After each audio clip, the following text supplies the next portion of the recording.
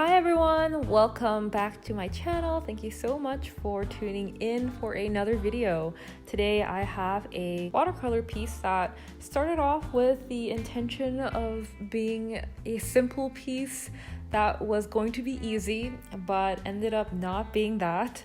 And it ended up actually being something that really highlighted a lot of insecurities that I have in painting. But thankfully I do overcome them, and there is a learning lesson at the end, so I hope you enjoy seeing how it all comes together.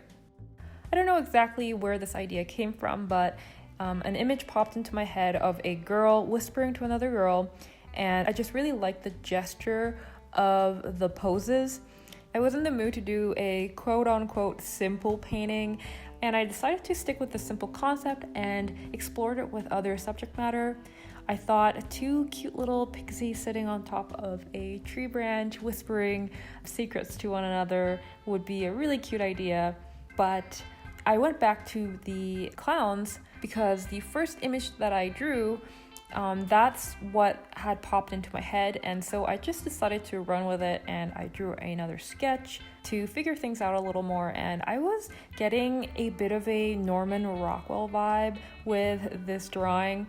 It was reminding me of the editorial cover work that he did, something about that straight on composition and kind of exaggerated expression.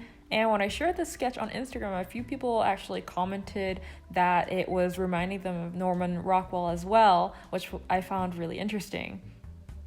Here is the cleaned up drawing that I did on Photoshop, and then I did some quick color comps, mostly to figure out what I wanted to do with the background, because I didn't have a set setting for these characters. I just had them against a blank background, and I wasn't super sold on any one of these, but I decided to move on to the painting, thinking this is a simpler piece.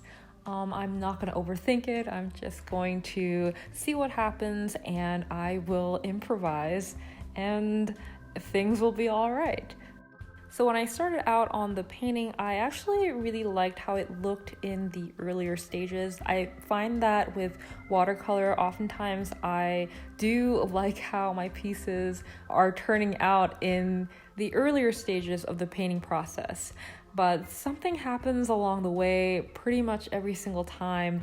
I end up hitting a wall, and I end up struggling and not liking the piece anymore.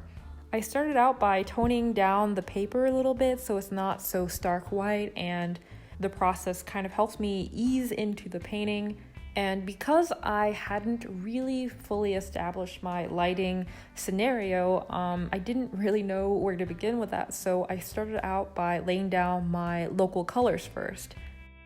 When I'm unsure of exactly how to approach a painting, usually what I will do is start filling out all the blank areas with their respective local colors. That at least gives me some sort of context to work from. So once I had filled out most of the elements with their local colors, I started out rendering, and this is where I started to make mistakes because I still hadn't really established an overall lighting scheme for the piece. When I was a less experienced painter, I didn't really understand the difference between rendering and lighting. I was always obsessed with rendering, and I would render my figures very heavily, and in my head that was what lighting was, and I would equate the two as being the same thing. But later on, once I properly studied lighting and I finally felt like I was getting a grasp of it through having done tons of still life paintings and master copies, I realized that no, they're definitely not the same things. Just because you go ham on the rendering doesn't mean that you have established a lighting scenario for the piece. An artist that's better than me can help explain the difference between the two, but for me, how I see rendering is, it describes the form, and it's how you know a sphere is a sphere, and it's how you know a cube is a cube. But lighting tells a story behind the picture. The best example I can think of are those rigged 3D models for animations that haven't been properly lit yet. those 3D models aren't interesting to look at. They are actually rather ugly until you properly light them. It gives them purpose, it gives them meaning. So in short, that's essentially what I felt like I was doing. I was rendering the characters, but I wasn't lighting them. And I kept rendering, and I really got carried away and over-rendered some areas that I felt were really unnecessary. For example, along their hairlines. For some reason, I was really fixated on getting their hair to look very 3D, but in that process, I was completely neglecting the rest of the painting. And when one area of the painting has been given so much more attention than the rest, that area starts to really stand out, and it becomes really difficult to see the overall picture very objectively. I was having a hard time after that trying to figure out what needed to be done next. I feel like going in so heavy in one area and then neglecting the rest of the painting, it kind of killed the joy of painting for me. And I know that may sound dramatic, but I felt once I stepped back and looked at that area that I had over-rendered, especially near their hair, it just looked so contrived to me, and it looked dead. Like something about it just felt dead. Like I had killed whatever that could have been with this piece. And I was really kicking myself for this. I felt like I just made a mistake that I used to make all the time when I was lesser experienced, and I felt like, I had moved on from this. I know this was a pitfall of mine. I was really mad at myself. But I am stubborn, and I don't like to start paintings that I cannot finish, so I keep trucking on. By this point, the characters had been so developed compared to the background that I didn't really know how to approach the background. It made me scared to approach the background because I didn't want to mess up all that work that I had done on the figures. And again, this is another point where it highlights an insecurity of mine when it comes to art. Not too long ago, I was terrified of drawing and painting backgrounds. I used to do a lot of floating heads, floating figures, and I still do floating heads when I'm doing photo studies. But when it came to illustrations, that's all I could do. It was always a figure or a head against a blank background. I was just so afraid of that for some reason. And I'm realizing that my tendency to go really heavy on the rendering was contributing to that. It took me a long time to feel more comfortable with painting backgrounds. It hasn't actually been that long. I could say just 2-3 years ago, I was so scared of painting backgrounds. And something about a blank background is still scary for me compared to having everything spelled out and knowing exactly what's in the background and knowing what to paint, because now you have to actually come up with something and somehow visually make some sort of a statement that helps lead the eyes where you want the eyes to go, as well as just contributing in an appealing way to the overall piece. I've always struggled with that. I've always struggled with just coming up with something, like something random. I like to stay in the literal, and I've always struggled with the abstract.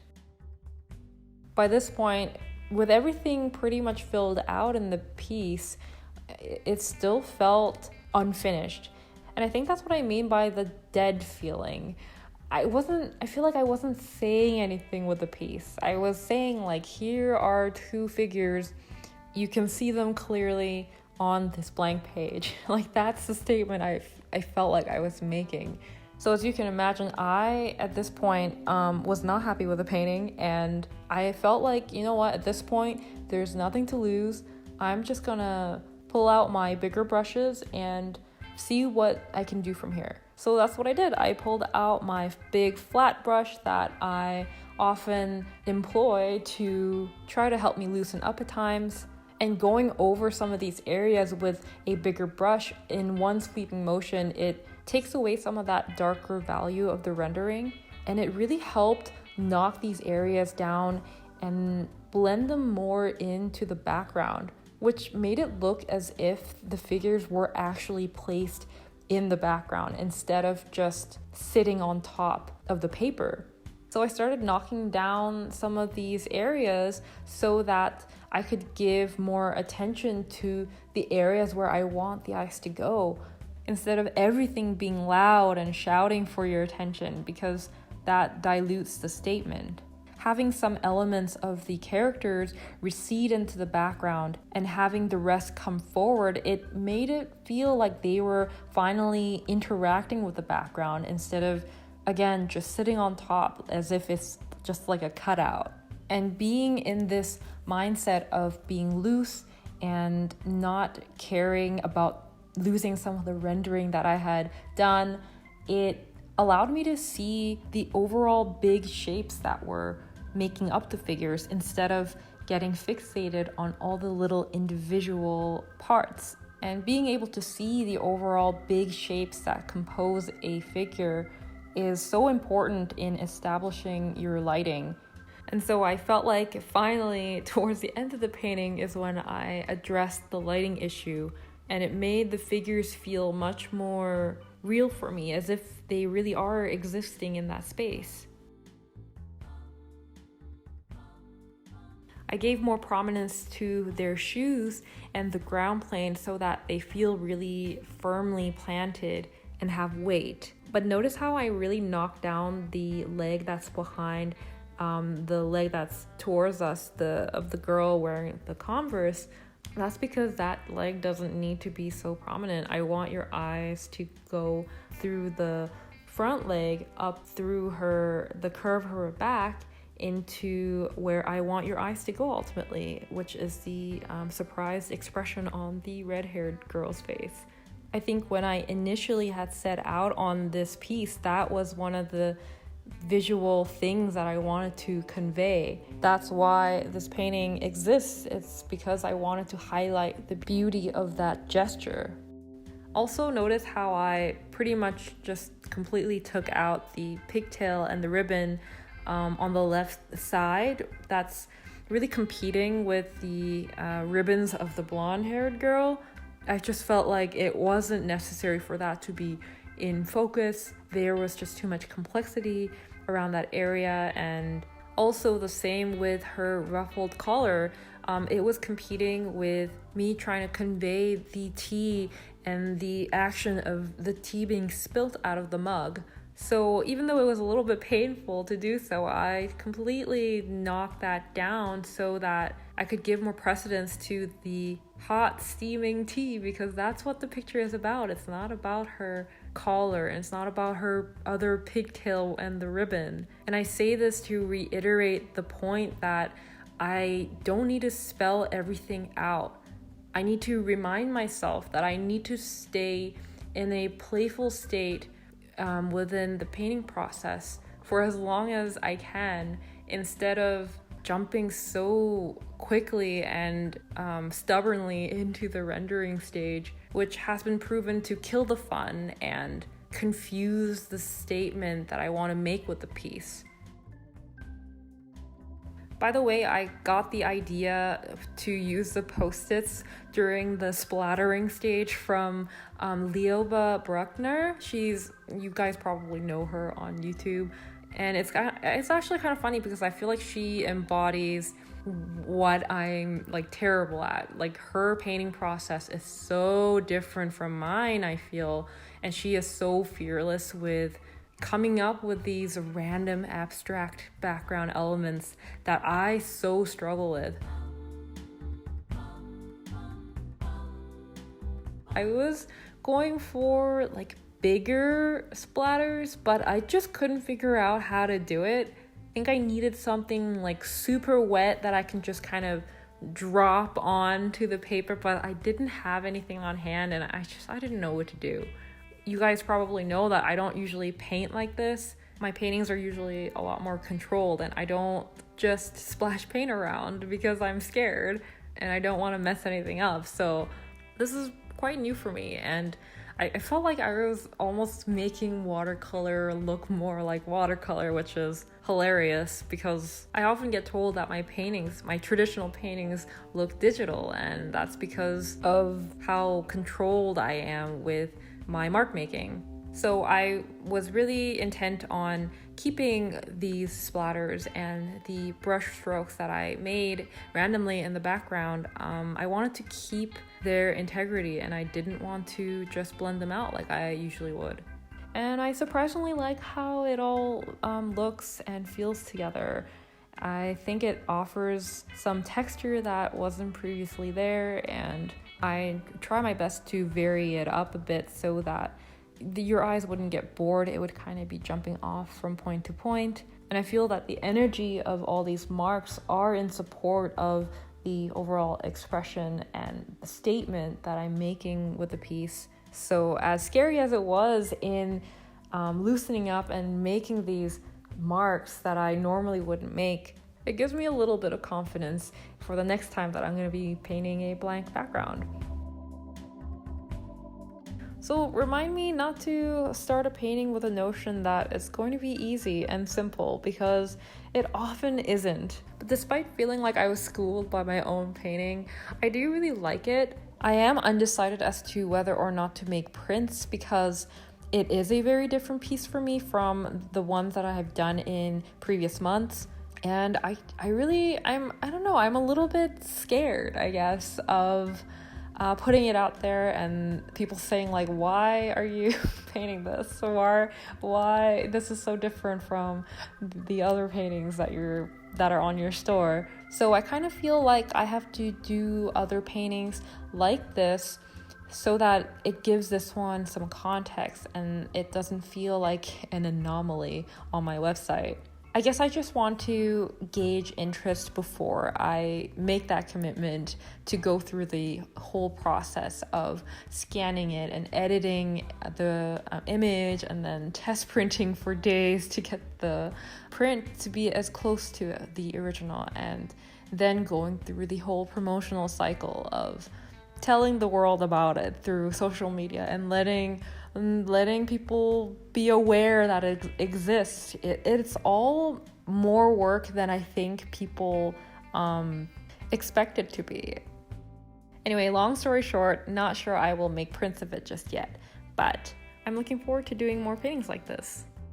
And before I go, I'd love to thank my patrons for making this video possible. My patrons have been so supportive, but at the same time, kind of keeping me accountable to the schedule that I set for myself. That may just be in my head, but I feel like I just really don't want to let them down, because they are the ones that are rooting for me the most, and I want to show up for them because they show up for me. Thanks to them is why I've been able to have videos out on YouTube consistently for the last few months. So with that, I want to thank everyone for watching and for being here and leaving comments and making conversations and just responding to what I put out there. It really means a lot to me. So with that, I will see you guys in my next video, hopefully 2 weeks from now. Bye!